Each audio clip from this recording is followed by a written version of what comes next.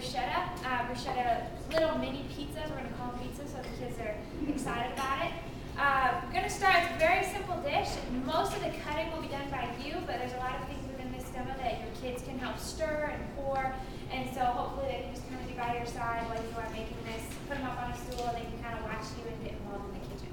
So before you set up anything, it's a good practice. Teach your children. Always have everything organized and ready to go. We call that mise en place in the kitchen, but you can just tell them you're organizing and getting ready so everything comes together really quickly and you can really fly through the dish. So first off, I already have pre-made the bruschetta that I'm going to be making for you today. So I'm just going to dump this in the big bowl here, but I'm going to walk you through how I slice and dice everything you want to do here. I have a big bowl, and I have oversized bowl on purpose because I know when working with little kids, they tend to go crazy when you ask them to stir something. So maybe get a little bit bigger bowl so when you ask them to mix, they're not flipping all over the place. So I'll just set this over here. Then you don't have to pretend to be my little kid. You can just as small as one of the glasses. Come on. Just pretend you have a stool and just start stirring. Alright, so they're just kind of stirring up the tomatoes. What I did with the tomato, sometimes I do a lot of nailing, and the kids I nail for freak out whenever they see little seeds or juices within salsas or sauces. So I'm going to seed the tomato. It's really simple to do. I'm just going to take off the front. I already took off the back edge just for time's sake.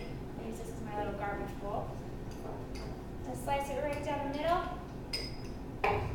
And then once you get this tomato is fairly soft, so it should be easy. But you can just run your finger through the middle and just seed all the tomatoes. You get a nice kind of clear area free of disgusting little seeds that will freak out your kids. Nasty.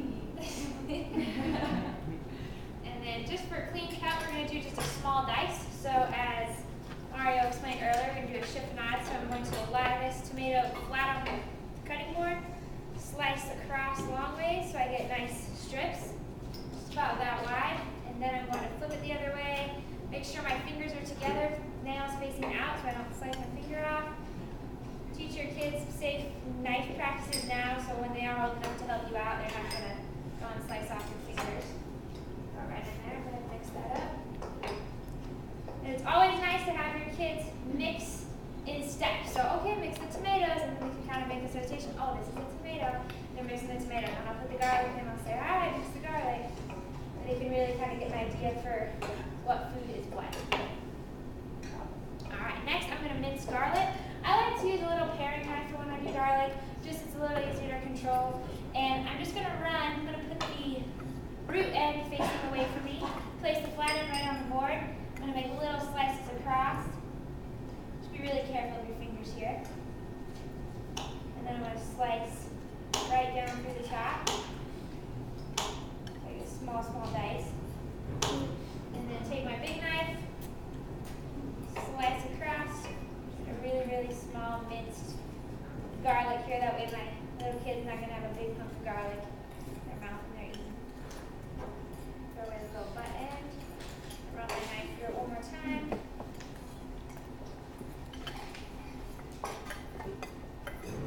That nice and small.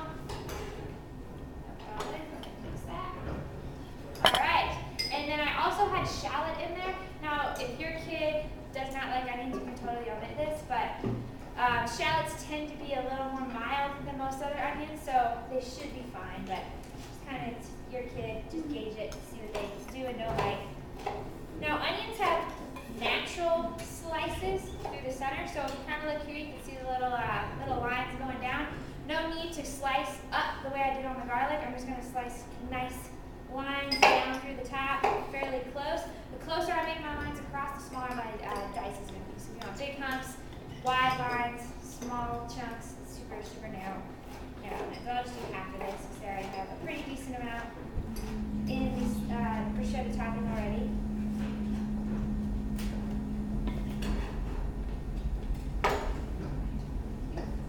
Alright, next we're going to add basil, just to kind of freshen it up a little bit. Now there's a really cool technique you can use to slice basil. It's called a chiffonade. And what you do is you try to find the best leaves of basil you can. Bigger the better. You're going to stack them on top. Get them all nice and stacked. I'll get this out of the way so you guys can see. And then you're going to roll it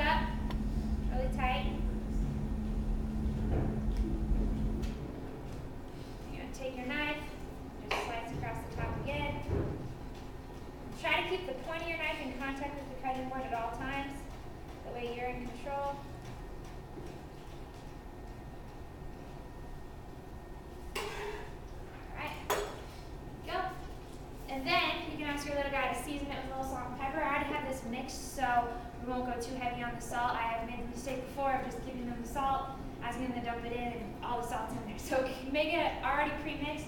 Do 2 pinches. That way they can work on counting. 1, 2, good job. And then stir it up.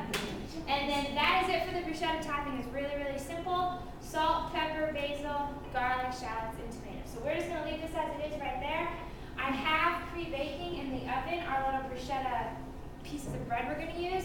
Now traditionally bruschetta is done on a nice Italian loaf of bread. You'll slice it in the middle, season it with garlic or olive oil.